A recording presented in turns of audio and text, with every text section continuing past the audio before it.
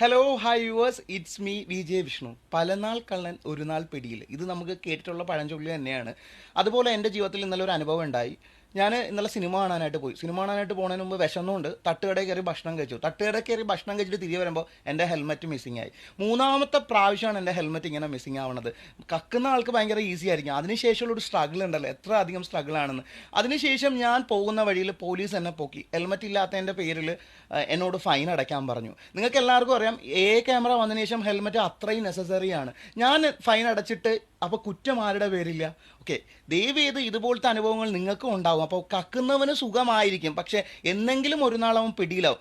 ചിലപ്പോൾ പുതിയ ഹെൽമെറ്റ് കാണുമ്പോഴും നല്ല ഡിസൈനുള്ള ഹെൽമെറ്റ് കാണുമ്പോഴും കക്കും. പക്ഷേ ഈ ഒരു ഹാബിറ്റ് മാറ്റുന്നത് നല്ലതായിരിക്കും.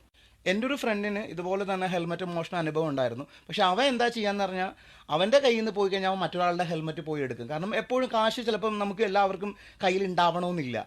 പക്ഷേ നിങ്ങളൊന്ന് ചിന്തിക്കണം, അങ്ങനെയാണെങ്കിൽ അവനും നമ്മളും തമ്മിൽ എന്താ വ്യത്യാസം?